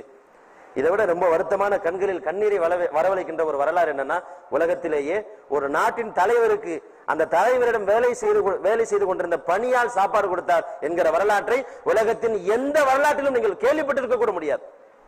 ஏன் மாயாஜால கதைகள் சொல்றோமே, அந்த கதை வரலாற்றில் கூட நீங்கள் கேள்விப்பட்டிருக்க முடியாது. ஒரு நாட்டினுடைய அதிபதிக்கு, ஒரு நாட்டின் தலைவராக அரசராக வாழ்ந்து கொண்டிருந்த ஒரு தலைவருக்கு அந்த அரசனிடத்தில் வேலை செய்து கொண்டிருந்த ஒரு பணியால் ஐயோ பாவன் பட்டினியா கிடக்கிறாரு சாப்பாடு கொடுத்தாரு ஒரு வரலாறு கேள்விப்பட்டிருக்கிறோம் எங்கேயாவது? அரசர் பணியாளுக்கு சாப்பாடு கொடுத்தாரு அப்படித்தான் கேள்விப்பட்டிருக்கிறோம். நபி ஸல்லல்லாஹு அலைஹி வஸல்லம் எப்படிப்பட்ட நிலைமையில வாழ்ந்தாங்கன்னா, அனஸ் அவங்க சொல்றாங்க, நபி ஸல்லல்லாஹு அலைஹி வஸல்லம் அவர்களுக்கு அனஸ் அவங்க தான் பணிவிடையாளர். அப்படி ஒரு நாள் ரசூலுல்லாஹ்வை நான் பார்த்தேன், ரொம்ப பசியா இருக்க மாதிரி தெரிஞ்சிச்சு. ரசூலுல்லாஹ் ரொம்ப அவங்க முகத்தை பார்த்தாலே சாப்பிட்டு 10 நாள் ஆச்சுங்கிறது நல்லா தெரிஞ்சிச்சு. அவருடைய முகத்துல பசியின் அடையாளத்தை நான் பார்த்தேன். என் வீட்டுக்கு போனேன், அம்மா வீட்டுல ஏதாவது சாப்பாடு இருக்கா அப்ப இருந்த கொஞ்சத்தை கொடுத்தாங்க. அதை கொண்டு ரசூல் ஸல்லல்லாஹு அலைஹி வஸல்லம் உங்களுக்கு நான் சாப்பிட கொடுத்தேன்னு அனுசரித்து அவங்க சொல்றாங்க. உலக வரலாற்றிலேயே ஒரு பணிவிடை செய்து கொண்டிருந்த ஒரு பணியால் ஒரு நாட்டின் அதிபதிக்கு உணவு கொடுத்தார் என்கிற வரலாற்றை உலகத்தில் எங்கும் நாம் வாசித்திருக்க முடியாது. நபி ஸல்லல்லாஹு அலைஹி வஸல்லம் அவங்க இவ்வளவு தூரம் கஷ்டப்படணும்னு சொல்லி தேடிக்கிட்ட விதி இல்லை. அவங்களுக்கு நிறைய வாய்ப்புகள் இருந்தது. ஒரு நாட்டின் அதிபராக தலைவராக இருந்தார்கள். பொதுச்சொத்திலிருந்து தாராளமா எடுத்துக்கலாம். பொதுச்சொத்துல இன்னைக்கெல்லாம் பெரும்பாலும் அரசியல் தலைவருடைய வாழ்க்கையே பொதுச்சொத்துல தான் ஓடுது. ஒரு கவுன்சிலர் வாழ்க்கை எடுத்துக்கங்களேன். நேற்று வரைக்கும் எப்படி இருந்திருப்பாருங்கிறீங்க? ஒரு ஊருக்கு ஒரு ஏரியாவுக்கு கவுன்சிலர் நேற்று வரைக்கும் பாத்தீங்கன்னா சாதாரணமா சைக்கிள் போயிருந்திருப்பார். எனக்கு ஓட்டு போடுங்க, நான் அந்த நல்லது பண்றேன் இந்த நல்லது பண்றேன் பாரு. ஓட்டு போட்டு முடிச்ச ஒரு கவுன்சிலர் ஆயிட்டாருன்னா அந்த அவருடைய பீரியட் முடியறதுக்குள்ள கார்ல வந்துகிட்டு இருப்பார். நேத்து தானே சைக்கிள் போனார், இன்னைக்கு என்னப்பா கார்ல வராருன்னா ரெண்டாவது ஓட்டு கேட்கும்போது நீங்க ஓட்டு போடுங்க, நான் உங்களை ஓகோன்னு கொண்டு வந்துடுறேன். முதல்ல கார்ல வந்தாரா, இப்ப அடுத்து ஏர்போர்ட்ல போற அளவுக்கு தனி ஹெலிகாப்டர்ல வந்து இறங்குவார். ஏன்னா இன்னைக்கு அரசியல்வாதிகள் வாழ்வே பொது சொத்திலிருந்து திருடுவதன் மூலமாகத்தான் ஓடுகிறது. ஒரு கான்ட்ராக்ட் ஒண்ணு அரசாங்கத்திலிருந்து ஒதுக்கப்படுது, மக்களுக்கு ஒரு பாலம் கட்டணும்னு சொல்லி திட்டம் போட்டா எல்லாம் சந்தோஷப்படுவாங்க. என்ன காரணம்னா அதுல இருந்து நாம கொஞ்சம் அமைக்கிக்கலாம், கிடைச்ச வரைக்கும் எடுத்துக்கலாம். நம்ம ஊர்ல ரோடு கான்ட்ராக்ட் போடுறாங்களே, இன்னைக்காவது ரோடு அவன் சொன்ன டைம் இருந்திருக்கா? வெளிநாட்டுல ரோடு போடுறான், அவன் என்ன வானத்திலிருந்து ஏதாவது எடுத்துட்டு இருந்தா போடுறான்? அவனும் ரோடு போடுறான், பல வருஷத்துக்கு அந்த ரோடு நிலைக்குது. நம்ம ரோடு 6 மாசத்துக்கு தாங்கிறது இல்லை. வருஷம் அரசாங்கம் ரோடுக்கு இவ்வளவு அமௌண்ட் ஒதுக்குறேன், இவ்வளவு நிதி ஒதுக்கீடு செய்யப்படுகிறது போடுறானே, எல்லாம் எங்க போகுதுங்கிற அரசியல்வாதிகள் வீடுகளுக்கு போகிறது. கான்ட்ராக்ட் எடுத்தவங்க கொஞ்சம் அதை எடுத்து அமௌண்ட்டை வாங்கி கொடுக்குற அதிகாரிக்கு கொஞ்சம், எல்லாம் கொஞ்சம் கொஞ்சம் போக கடைசியில் மக்களுக்கு என்ன கிடைக்கும்?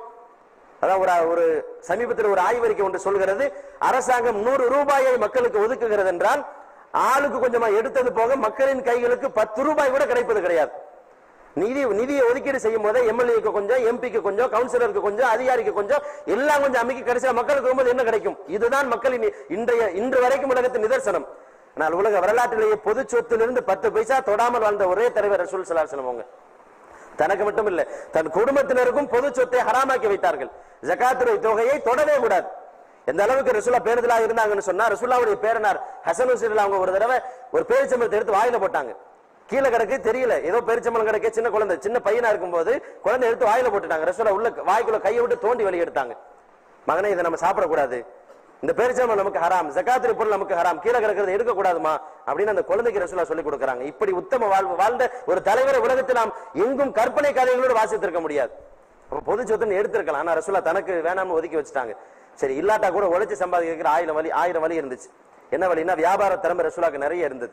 ரசூல் ஸல்லல்லாஹு அலைஹி வஸல்லம் அவரிடம் இருந்த வியாபார திறமையையும் அவரிடம் இருந்த நேர்மையான அப்பளுக்கு இல்லாத ஒழுக்கமான வாழ்வையும் பார்த்துத்தான் ஹதீஜா அவங்க ரசூலாவை திருமணமே செஞ்சுக்கிட்டாங்க. ரசூலா மட்டும் சரி நம்ம மார்க்க பண்ணி அப்புறம் பாத்துக்கலாம், பிழைக்கிறதுக்கு வழியை பார்ப்போம். இன்னைக்கு நாம சொல்ற காரணமா தானே, ஏன் பாய் திருமண பிரச்சாரத்துக்கு வரல, ஏன் பாய் அந்த விஷயத்துக்கு வரல, ஏன் பெண்கள் பையனை நடத்தல, ஏன் அதை செய்யல, ஏன் இதை செய்யல, ஏன் இதுல கலந்துக்கல, ஏன் அதுல கலந்துக்கிறதுன்னு கேட்கும் போதெல்லாம் பாய் கடை இருக்கு பாய், யார் பாய் பாக்குறது, பாய் தொழில் இருக்கு பாய், அதை யார் பாய் பாக்குறது, பாய் அது இருக்கு பிஸியா இருக்கணும், கொஞ்சம் எது வரைக்கும் பிஸி, எவ்வளவு நாளைக்கு பிஸியா இருக்க போறோம்? கண்ணு மூடுற வரைக்கும். எவ்வளவு சம்பாதிச்சாலும் கண்ணை மூடும் போது நாம என்ன கலந்து கொண்டோமோ, நாம் என்ன செய்தோமோ, இந்த நற்காரியங்கள் தான் நம்மோடு வரப்போகிறது. எத்தனை 1000 கோடிகளுக்கு சொத்து இருந்தாலும் 10 பைசா யாரும் நம்மளோட சேர்த்து அனுப்பி வைக்க போறது இல்லை, நாம எடுத்துட்டும் போக முடியாது. ஆனால் இன்றைக்கு அதைத்தான் காரணமாக சொல்கிறோம். பெருமானார் ஸல்லல்லாஹு அலைஹி வஸல்லம் அவங்க சம்பாதிக்க போயிருந்தாங்கன்னா இன்றைக்கு உங்களுக்கும் எனக்கும் மார்க்கம் கிடைத்திருக்காது. ரசூல் ஸல்லல்லாஹு அலைஹி வஸல்லம் அவங்க மட்டும் சரி நம்ம பிசினஸ் பார்க்க போவோம், சம்பாதிக்கிற பாத்துக்கிறோம், நம்ம குடும்பத்தை நல்லா டெவலப் பண்ணி முடிச்சுட்டு அதுக்கு பிறகு நம்ம வகி வரதெல்லாம் அப்புறமா சொல்லிக்கலாம் அப்படின்னு ரசூல் ஸல்லல்லாஹு அலைஹி வஸல்லம் அவங்க எல்லாத்தையும் ஒதுக்கி வச்சுட்டு பிசினஸ் பார்க்க போயிருந்தாங்கன்னா இன்றைக்கு நமக்கு இந்த மார்க்கம் கிடைத்திருக்காது, வகி செய்து நமக்கு முழுமையாக கிடைத்திருக்காது. தாம் பட்டினியா கிடந்தாலும் மக்களுக்கு மார்க்கத்தை சொல்லணும்னு மார்க்கத்திற்காக வேண்டிய இந்த சத்திய கொள்கைக்காக வேண்டிய பெருமானார் ஸல்லல்லாஹு அலைஹி வஸல்லம் அவர்கள் அத்தனை சிரமங்களையும் தாங்கிக் கொண்டார்கள்.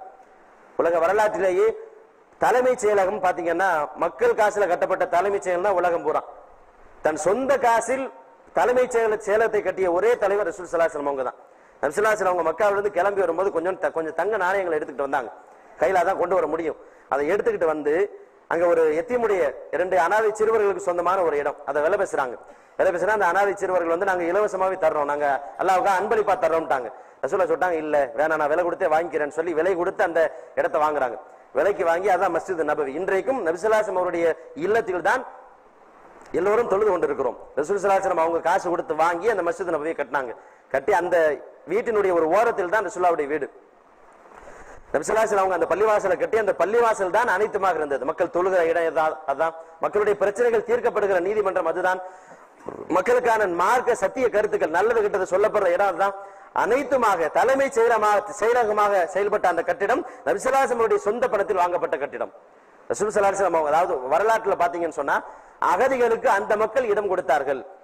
உதவி செய்யற இடத்துல கூட அகதியா அவர் வந்தாருங்க, இவரெல்லாம் இந்த மக்கள் எல்லாம் சேர்ந்து அவருக்கு சாப்பாடு போட்டாங்க. அகதியாக அவர் வந்தாருங்க, இந்த மக்கள் எல்லாம் சேர்ந்து அவருக்கு வேண்டிய வசதி வாய்ப்புகளை ஏற்படுத்தி கொடுத்தாங்க. அப்படிதான் நம்ம வரலாற்றை வாசிச்சிருப்போம். ஆனா ரசூல் ஸல்லல்லாஹு அலைஹி வஸல்லம் வரலாறு கொஞ்சம் வித்தியாசமானது. அகதியாக வந்த நபி ஸல்லல்லாஹு அலைஹி வஸல்லம் அவர்கள் தான் அந்த மக்கள் அனைவருக்கும் தொழுவதற்கு இடம் கொடுத்தார்கள். அந்த மக்கள் அனைவருக்கும் அனைத்து நல்ல காரியங்களையும் திட்டம் தீட்டுவதற்கு, செயல்படுத்துவதற்கு, அதை முறைப்படுத்துவதற்கான இடமாக பள்ளிவாசலை அமைத்து கொடுத்தது ரசூல் ஸல்லல்லாஹு அலைஹி வஸல்லம் அவங்க தான். அதான் தலைமைச் செயலகமாக இருந்தது. அந்த அரசாங்கம் ரசூல் ஸல்லல்லாஹு அலைஹி வஸல்லம் அவர்கள் நடத்திய அரசாங்கத்தினுடைய தலைமைச் செயலக கட்டிடத்தை ரசூல் ஸல்லல்லாஹு அலைஹி வஸல்லம் அவர்கள் தான் விலைக்கு வாங்கி அந்த மக்களுக்கு கொடுத்தாங்க. அப்ப அந்த வீட்டுல தான், அந்த ஓரத்துல ஒரு சின்ன வீடு. எந்த அளவுக்கு வீடுன்னு சொன்னா, நாம இன்னைக்கு அதை பார்த்தா புறா கூண்டுன்னு சொல்லுவோம். நமக்கு இன்னைக்கு வீடு இருக்கு, ஒரு 10க்கு 10, ஒரு 10க்கு 20, ரொம்ப ஏழ்மையான நிலையில இருக்கிறவர் 10க்கு 10 இருப்பார். கடைசியா பாத்தீங்கன்னா 10க்கு 10 இருக்காருங்க அப்படின்னு நம்ம சொல்லுவோம் இல்லையா? ரசூல் ஸல்லல்லாஹு அலைஹி வஸல்லம் வீடு எந்த அளவுக்கு இருந்துச்சுன்னு சொன்னா, ஆயிஷா அம்மா அவங்க சொல்றாங்க, நபி ஸல்லல்லாஹு அலைஹி வஸல்லம் அவங்க இரவு நேரத்துல நின்று தொழுவாங்க. தொழும்போது என்ன செய்வாங்கன்னா, இப்படி என்னுடைய காலில் குத்துவாங்க சஜிதாக்கு போகும்போது. அப்ப நான் காலை மடக்கிக்கிடுவேன். ரசூல் ஸல்லல்லாஹு அலைஹி வஸல்லம் அவங்க சஜிதாக்கு போவாங்க அப்படின்னு ஆயிஷா அம்மா சொல்றாங்க. அப்ப அந்த அறிவிப்பாளர் கேட்கிறார், எதுக்கு ரசூலை காலில் குத்துறாங்க? அப்போ ஆயிஷா அம்மா சொல்றாங்க, 2 காரணம். ஒண்ணு என்னன்னா, எங்க வீட்டுல விளக்கு கிடையாது. விளக்குன்னு சொன்னா இன்னைக்கு நம்ம ஜெகஜோதியா எரியுத இந்த மாதிரி மின்சார விளக்கு, இரவையே பகல் மாதிரி காட்டக்கூடிய அளவுக்கு விளக்குகள் கிடையாது. சாதாரணமா அன்னைக்கு எண்ணெய் ஊத்தி எரிப்பாங்க, அந்த ஜெய்தூன் என்ன, அது மாதிரியான எண்ணெய்கள் ஊத்தி எரிக்கிற அந்த சாதாரண விளக்கு கூட எங்கள் வீடுகள் கிடையாது. இன்னொன்னு என்ன, வீட்டுல இடமும் பத்தாது. ஒருத்தர் படுத்திருந்தாங்கன்னா இன்னொருத்தர் நின்று தொழ முடியாது. 10க்கு 10னா இவ்வளவுதான் இருக்குன்னு வைங்களேன். 10க்கு 10 விட கம்மி. ஒரு ஆள் படுத்திருந்தாங்கன்னா இன்னொரு ஆள் நின்று தொழ முடியாது என்று சொன்னால் அப்ப எவ்வளவு சுருக்கமான வீடு. புறா கூண்டு கூட பரவாயில்லைன்னு சொல்லலாம். அந்த மாதிரியான ஒரு வீட்டில் தான் பெருமானார் ஸல்லல்லாஹு அலைஹி வஸல்லம் தன் வாழ்நாள் முழுக்க வாழ்ந்து மரணித்தார்கள். இதான் ரசூலுல்லாஹ்வுடைய வீடு. ரசூல் ஸல்லல்லாஹு அலைஹி வஸல்லம் வாழ்ந்த அரண்மனை இதுதான். இன்றைக்கு உலகத்தில் தலைவர்கள், அரசியல் தலைவர்கள், மக்களுக்கு பொறுப்பேற்று இருக்கிற தலைவர்களாம் எப்படிப்பட்ட அரண்மனையில வாழ்றாங்க, ரசூலுல்லாஹ் எந்த அளவுக்கு தியாக வாழ்க்கை வாழ்ந்தாங்கிறத நம்ம ஒப்பிட்டு பாக்குறோம். சமீபத்துல பாத்தீங்கன்னா காமராஜர் வாழ்ந்த இல்லம் அப்படின்னு பேப்பர்ல ஒரு பெட்டி செய்தி போட்டான். ரொம்ப இருக்கிறதுல ரொம்ப ஏழ்மையான வீடு, எளிமையான வீடு, முன்னாள் முதலமைச்சரின் வீடு இதுதான் அப்படின்னு போட்டிருந்தாங்க. நான் விருதுநகர்ல இமாமத்து செய்யும் போது அந்த வீட்டை போய் பார்த்தேன். அது பாத்தீங்கன்னா நம்ம வீட்டை விட சூப்பரா தான் இருக்கு. நம்ம வீட்டை விட நாம என்ன வீட்டுல இருக்கிறோமோ அதை விட நல்ல அருமையான வீடா தான் இருக்கு. அந்த வீட்டையே எளிமையான வீடுன்னு சொல்றாங்கன்னா ரசூல் ஸல்லல்லாஹு அலைஹி வஸல்லம் வாழ்ந்த வீட்டை என்ன சொல்றது? ஏன்னா இன்றைக்கு இருக்கிற நிலைமையோடு ஒப்பிட்டு பார்க்கிற போது, இன்றைக்கு இருக்கிற அரசியல் தலைவர்கள் வைத்திருக்கிற பங்களாக்களோடு ஒப்பிட்டு பார்க்கிற போது வேண்டுமானால் அது பரவாயில்லைன்னு சொல்லலாம். ஆனால் உலகத்துக்கே தலைவராக, நம்முடைய உயிருக்கு மேலாக நேசிக்கப்படுகிற பெருமானார் ஸல்லல்லாஹு அலைஹி வஸல்லம் அவர்கள் வாழ்ந்த வீட்டோடு ஒப்பிட்டு பார்த்தால் நாம வாழ்றது சொர்க்க வாழ்க்கை. நாம அல்லாஹ் நமக்கு தந்திருப்பது சுகபோகமான வாழ்க்கை. இந்த உலகத்தில் அல்லாஹ் தந்திருக்கிறான் என்று சொல்ல வேண்டும். அதே மாதிரி ஆடைகள் எடுத்துக்கிட்டீங்கன்னா ரசூல் ஸல்லல்லாஹு அலைஹி வஸல்லம் அவங்ககிட்ட ஆடைகள் பெருசா கிடையாது. இன்னைக்கு நம்ம வீட்டுல குறைந்தபட்சம் ஒரு ஏழைட்ட கூட ஒரு 5 செட் ட்ரெஸ்ஸாவது இருக்கும். ஒரு 5 செட் 6 செட் வச்சிருக்காருங்க. அப்படி அது கூட இல்லாம இருக்கிற ஐயோ பாவம் யாரும் நம்ம பார்க்க முடியாது. ரசூல் ஸல்லல்லாஹு அலைஹி வஸல்லம் நிலைமை என்னன்னா, அடுத்த மாத்து ட்ரெஸ் கிடையாது. ரசூலுல்லாஹ் ஒரு நபித்தோழர் வந்து கேட்கிறாரு, அல்லாஹ்வுடைய தூதரே, ஒரு ஆடை தான் இருக்கு, அதுல தொழுகலாமா? பொதுவா அன்னைக்கு மக்களுடைய ஆடை என்னன்னா ரசூலுல்லாஹ் உடுத்தி இருந்த ஆடை. ஆயிஷா அம்மா அவங்க அறிவிக்கிறாங்க, நபி ஸல்லல்லாஹு அலைஹி வஸல்லம் அவங்க கீழே வந்து ஒரு போர்வை ஒண்ணு உடுத்திருப்பாங்க, போர்வை ஒண்ணு. அதே மாதிரி மேல ஒரு சால்வை மாதிரி ஒண்ணு போட்டிருப்பாங்க, கீழே ஒரு வேஷ்டி மாதிரி அதை உடுத்திருப்பாங்க போர்வை, மேல ஒரு சால்வை பொத்திருப்பாங்க. இதான் ரசூலுல்லாஹ்வுடைய ஆடை. ஒரு கனமான போர்வையை கீழே கட்டியிருந்தாங்க, மேல ஒரு சால்வை ஒண்ணு அணிஞ்சிருந்தாங்க. இந்த நிலையில் தான் பெருமானார் ஸல்லல்லாஹு அலைஹி வஸல்லம் அவர்கள் மரணித்தார்கள் அப்படின்னு ஆயிஷா அம்மா அவங்க அறிவிக்கக்கூடிய செய்தியை நாம புகாரில பாக்குறோம். இந்த ஆடையை வந்து நம்ம பரம ஏழைன்னு சொல்றோமே, அவர் உடுத்தி கூட பார்க்க முடியாது. இன்னைக்கும் இந்த ஆடையை பாக்குறதா இருந்தா ஊட்டி கொடைக்கானல் மாதிரி மலை பிரதேசங்கள்ல போனீங்கன்னா அங்க மலைவாழ் மக்கள் அந்த அந்த அவங்க உடுத்தக்கூடிய ஆடை அப்படித்தான் இருக்கும்.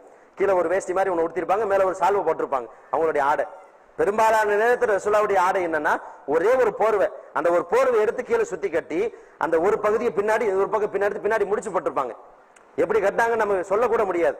அதை நீங்க நேரடியா பார்க்கணுமானால் அந்த மலைவாழ் கிராமத்து பெண்கள் இன்னைக்கும் கட்டிக்கிட்டு இருக்காங்க, பின்னாடி கழுத்துக்கு பின்னாடி கட்டிக்கிடுவாங்க. மலைவாழ் மக்கள் அந்த கிராமத்து பெண்கள் கட்டக்கூடிய ஆடை அது இன்றைக்கும் நடைமுறை அவங்க மட்டும் தான் வச்சிருக்காங்க. எங்கேயும் நம்ம அதை பார்க்க முடியாது. வெறும் ஒரே ஒரு போர்வை, அதைத்தான் ரசூல் ஸல்லல்லாஹு அலைஹி வஸல்லம் அவங்க முழு உடலை மறைத்து கட்டியிருப்பார்கள். அந்த போர்வை பத்தலைன்னு சொன்னா தான் சால் ஒண்ணு மேல போட்டுக்கிடுவாங்க அப்படின்னு ஆயிஷா அம்மா அவங்க சொல்றாங்க. இதான் ரசூல் ஸல்லல்லாஹு அலைஹி வஸல்லம் ஆடை. எந்த அளவுக்கு நிலைமையில இருந்தாங்கன்னா அடுத்த வேலை மாத்திரக்கு ட்ரெஸ் கிடையாது. ரசூல் ஸல்லல்லாஹு அலைஹி வஸல்லம் அவங்களுடைய வீட்டுல டஜன் அடுக்கி வைக்கல. நம்ம எவ்வளவு ஏழைனாலும் குறைந்தபட்சம் ஒரு 2 செட் ட்ரெஸ், ஒரு 3 செட் ட்ரெஸ் கூட இல்லாம யாராவது இருக்கிறோமா? குறைந்தபட்சம் ஜும்மாவுக்கு நம்ம பல இன்னைக்கு ட்ரெஸ் போட்டு வர்றோமே. காலையில ஒரு ட்ரெஸ் உடுத்திருப்போம், அழுக்குல போட்டுட்டோம், வீட்டுல ஒரு 4 செட், குறைந்தபட்சம் ஒரு 4 செட்டாவது இருக்கும். ஜும்மாவுக்கு நல்லா பளிச்சுன்னு வந்திருக்கிறோம். ரசூல் ஸல்லல்லாஹு அலைஹி வஸல்லம் ஆடை இதுதான். ஒரு 2 செட் ட்ரெஸ் கூட ரசூலுல்லாஹ் முழுசா இருந்தது கிடையாது. இந்த அளவிற்கு வறுமையில் ரசூல் ஸல்லல்லாஹு அலைஹி வஸல்லம் வாழ்ந்ததற்கு காரணம் என்னன்னு சொன்னா மார்க்கத்திற்கான தியாகம். மக்களுக்கு சத்தியத்தை சொல்லணும். இந்த உலக வாழ்க்கையில நமக்கு என்ன கிடைச்சாலும் கிடைக்கணும், சாப்பாடு கிடைக்குது, வீட்டுல சந்தோஷம் இருக்கு இல்ல, போதுமான அளவுக்கு வீடு இருக்கு இல்ல, என்ன இருக்கோ இல்லையோ மறுமையில் அல்லாஹ் நமக்கு தருவான். உமர்லான் ரசூலா சந்திக்கிறதுக்கு ஒரு தடவை போறாங்க. போய் வீட்டை சுத்தி முத்தி பாக்குறாங்க. அந்த அரண்மனை ரசூலா வாழ்ந்த அரண்மனையில என்ன இருக்கு சுத்தி முத்தி பார்த்துட்டு உமர்லான் உங்களுடைய கண்ணெல்லாம் கலங்குது. நான் ஒண்ணுமே கிடையாது, போருக்கு தேவையான ஒரு கேடயம் ஒரு கத்தி அதான் அந்த ஓரத்துல கிடக்கு. இந்த பக்கம் பாத்தீங்கன்னா ஒரு தண்ணி தோல் பை, அது குடத்துல தண்ணி, இது மட்டும் தான் இருக்கு. சுத்தி முத்தி பாக்குறாரு உமர்லான், வீட்டுல ஒண்ணுமே இல்ல. பார்த்துட்டு உமர்லாவுடைய கண்ணெல்லாம் கலங்குது. ரசூலா கேட்கறாங்க, என்ன உமர் ஏன் அழுவுறீங்க? ரசூலாட்ட உமர்லான் சொன்னாங்க, இது மாதிரி கைசர் கிஸ்ரா மன்னர்கள் எல்லாம் ஆடம்பரமான வாழ்க்கை வாழுகிற போது அல்லாஹ்வுடைய தூதர் நீங்க, எங்களுடைய மன்னர் நீங்க இப்படி பரிதாபமான வாழ்க்கையில இருக்கணுமா? அது ஒரு ரசூல் ஸல்லல்லாஹு அலைஹி வஸல்லம் படுத்திருந்த பாய் எப்படித்தான் இப்படின்னு சொன்னா, ஈச்ச மரத்தினால் வேயப்பட்ட அந்த கூரை இருக்குமே, அந்த கூரையில பின்னப்பட்ட ஒரு பாய், அதுல படுத்தீங்கன்னா உடம்பெல்லாம் கோடு கோடா பதியும். அதுல நம்மளால ரெஸ்ட் எடுக்கிறதுக்கு ஓய்வுக்கு உட்கார கூட முடியாது. அந்த பாயில தான் ரசூலா படுத்திருந்தாங்க. ரசூலா பயன்படுத்துற தலகாணி பத்தி புகாரில படிக்கிறோம். இன்னைக்கு பஞ்சு தலகாணி, மெத்த, ஃபோம் மெத்த வரைக்கும் நாம வந்துட்டோம். ரசூலாவுடைய தலகாணி எப்படி இருந்துச்சுன்னு சொன்னா, குப்பைகள், இலைதலைகளை குப்பை இருக்கும் இல்லையா, அந்த குப்பையை போட்டு அடைச்சு தச்சு வச்சிருப்பாங்க, அதான் தலகாணி. அது கூட ஒண்ணே ஒண்ணு, அந்த ஒரு தலகாணியை தான் இப்னு அப்பாஸ் அறிவிக்கூடிய ஹதீஸ்ல வருது, ரசூலா இந்த ஓரத்துல படுத்திருப்பாங்க, என்னுடைய சின்னம்மா இந்த பக்கம் படுத்திருப்பாங்க, நான் இந்த ஓரத்துல படுத்திருப்பேன். அந்த குப்பையில நிரப்பப்பட்ட தலகாணி கூட டஜன் டஜனா கிடையாதுங்க. அப்ப எந்த அளவுக்கு பரிதாபமான வாழ்க்கை ரசூலா வாழ்ந்திருக்காங்க. அந்த தலகாணி தான் ரசூலா வீட்டுல இருந்துச்சு. அப்ப அந்த மாதிரி தலகாணி அந்த பாயில ரசூலா படுத்திருக்காங்க. முர்லானுக்கு வந்தவனே எந்திரிச்சு உட்கார்றாங்க. உட்கார்ந்தா உடம்பெல்லாம் கோடு கோடா தெரியுது. பார்த்தா முர்லாவுடைய கண்ணெல்லாம் கலங்குது. என்ன உம்முறையை அழுகுறீங்கன்னா, இவ்வளவு பரிதாபமான வாழ்க்கையில் நீங்க இருக்கிறீங்களே. கைசர் கிஸ்ரா மன்னர்கள் எல்லாம் ஆடம்பரமான சுகபோகமான வாழ்க்கை வாழ்கிற போது அல்லாஹ்வுடைய தூதர் நீங்க இவ்வளவு கஷ்டத்தில் இருக்கணுமா? ரசூலா சொன்னாங்க, அவர்களுக்கு இந்த உலக வாழ்வு என்றும் நமக்கு மறு உலக வாழ்வு என்றும் அல்லாஹ் முடிவு செய்து விட்டான். இந்த உலகத்தை நமக்கு எதுவும் வேண்டாம், நமக்கு கொஞ்ச காலத்துக்கு இருந்துட்டு போக போறோம், பயணத்துக்கு புறப்பட்டு வந்திருக்கிறோம், கொஞ்ச நாள் இருந்துட்டு போறோம், என்ன நமக்கு இருக்கு? அவர்களுக்கு இந்த உலக வாழ்க்கை என்றும் நமக்கு மறு உலக வாழ்க்கை என்றும் அல்லாஹ் முடிவு செய்து விட்டான் அப்படி ரசூல் ஸல்லல்லாஹு அலைஹி வஸல்லம் அவங்களுக்கு ஆறுதல் சொல்றாங்க. இதுதான் ரசூலுடைய வாழ்க்கை வரலாறு. நாம் யாரை ஏழை என்று சொல்கிறோமோ, பரம ஏழை என்று யாரை சொல்கிறோமோ, அவரை விட பரிதாபகரமான நிலையில் தான் நபி ஸல்லல்லாஹு அலைஹி வஸல்லம் வாழ்ந்தார்கள். ஒரே காரணம், மார்க்கத்திற்கு செய்த தியாகம். மக்களுக்கு சத்தியத்தை சொல்லணும், பிறருக்கு எடுத்து சொல்லுவோம். குடும்ப, மனைவி, மக்கள் தேவையான வாழ்க்கை, வசதி வாய்ப்பு எல்லாத்தையும் நம்ம அப்புறம் தேடிக்கிறலாம். முதல்ல மார்க்கத்துக்கு உழைப்போம், பிறருக்கு சத்தியத்தை எடுத்து சொல்லுவோம் என்பதற்காக வேண்டி, பிறருக்கு சத்தியத்தை சொல்லுவதற்காக வேண்டி பெருமான சிராசமர்கள் இத்தனை தியாகங்களும் தாங்கி கொண்டார்கள். நாம் நம்மை ரசூலுல்லாஹ்வோட கொஞ்சம் ஒப்பிட்டு பார்க்கிற நிலைமைக்கு கொஞ்சம் யோசிச்சு பார்ப்போம். நாம் என்ன செஞ்சிருக்கிறோம்? இவ்வளவு பட்டினி கிடந்து உலகத்தின் எந்த சந்தோஷத்தையும் அனுபவிக்காமல் இறைவனுக்காக ரசூல் ஸல்லல்லாஹு அலைஹி வஸல்லம் அவர்கள் முழுமையான திருப்திகரமான வாழ்வை வாழ்ந்து மரணித்து விட்டார்கள். நாம் வாழ்ந்து கொண்டிருக்கிறோம். இன்றைக்கோ நாளைக்கோ மரணம் நம்மை தேடி தயாராக நின்று கொண்டிருக்கிறது. எப்பவுமே ரெடியா இருக்கு, எப்பன்னு தெரியல. அல்லாஹ் நமக்கென்று ஒரு நேரத்தை முடிவு செய்து விட்டான். எவ்வளவு வேகமாக ஓடினாலும், எவ்வளவு அவசரப்பட்டாலும், ஜும்மாவுக்கு கூட நம்ம மெதுவா போய்க்கிறலாம். ஜும்மாவை விட நமக்கு 1008 வேலைகள் பெரிதாக தெரிந்தாலும் கடைசியாக போய் ஏதோ ஒரு குழியில படுக்க போறோம். அதுக்கு தான் எவ்வளவு சம்பாதிச்சாலும், எவ்வளவு ஆர்வமா ஓடினாலும், அல்லது எவ்வளவு பிஸியா இருக்கிறாங்க, எதுக்கு நேரம் இல்ல, பிஸியா இருக்கிறாங்க நேரம் இல்ல, எங்கப்பா பிஸியா இருக்கிற, நேர கபிரிஸ்தானுக்கு தான், வேற எங்க போயிட போறோங்கிற. எவ்வளவு வேகமா போனாலும், எவ்வளவு பிஸியா இருந்தாலும், கடைசியாக ஆடி அடங்கி ஓடி ஒடுங்கி போவது அந்த கபிரிஸ்தான், அந்த குழிக்குள்ளதான் போக போறோம். தப்பிக்க போவது கிடையாது. எந்த மனுஷனும் அந்த குழிக்குள்ள போகாம இருக்க முடியாது. அங்க போறதுக்கு என்ன தயாரிச்சிருக்கிறோம்? மறுமையில் நாம் அல்லாஹ்வை சந்திக்க போகிறோம். நம்முடைய இறைவன் நம்மிடத்துல கேட்பான், உனக்கு நான் உடல் ஆரோக்கியத்தை கொடுத்திருந்தேன், சொத்து பத்துக்களை கொடுத்திருந்தேன், இன்னும் வசதி வாய்ப்புகளை கொடுத்திருந்தேன், எனக்கு நீ என்ன செஞ்ச? என் மார்க்கத்திற்கு நீ என்ன செய்தாய்? என்ன செஞ்சேன்னு அல்லாஹ் கேட்கும் போது என்ன பதிலை சொல்ல போகிறோம்? நாளைக்கு ரசூல் ஸல்லல்லாஹு அலைஹி வஸல்லம் அவங்களும் வருவாங்க. அவங்களுடைய தியாகத்தை நம்ம இப்ப கேட்டிருக்கிறோம். இவ்வளவு தியாகம் செய்து அல்ல இறைவனுக்காக ஒரு பரிபூர்ணமான நிம்மதியான வாழ்க்கையை வாழ்ந்தார்கள். நாம் கண்மூடுகிற போது எப்படி நம்ம உயிரை வாங்க போற மலக்குல் மௌத்தை நம்ம பார்ப்போமே, அந்த மலக்குல் மௌத்தை காணுகிற போது நாம் நமது வாழ்க்கையை யோசிச்சு பார்ப்போம். இத்தனை வருஷம் வாழ்ந்தோம், 50 வருஷம் 50 வருஷம் 60 வருஷம் 60 வருஷம் யோசனை பண்ணி பார்ப்போம், என்ன செஞ்சிருக்கிறோம்? நம்முடைய வாழ்க்கையை நாம் திரும்பி பார்த்தால் நம் இறைவனுக்காக, இந்த சத்திய மார்க்கத்திற்காக நாம் என்ன செய்திருக்கிறோம் என்பதை நம்மை நாமே எடை போட்டு பார்க்க வேண்டும். இனி மிச்சம் இருக்கிற காலங்களிலாவது என்னாலான பங்களிப்பு, பொருளாதாரத்தால், உடலால், உயிரால் என்னால் என்ன செய்ய முடியுமோ இந்த மார்க்கத்திற்கு என்னால் இயன்ற பங்களிப்பை செய்வோம் என்று முடிவெடுப்போம். எல்லாம் ரப்புல் ஆலமீன் நபி ஸல்லல்லாஹு அலைஹி வஸல்லம் அவர்கள் வாழ்ந்தது போன்ற தியாக வாழ்வை, ஒழுக்கமான வாழ்வை நம் அனைவருக்கும் அல்லாஹ் தந்தல் புரிவானாக என்று அல்லாஹ்விடத்தில் பிரார்த்தித்தவனாக எனது முதல் உரையை நிறைவு செய்கிறேன்.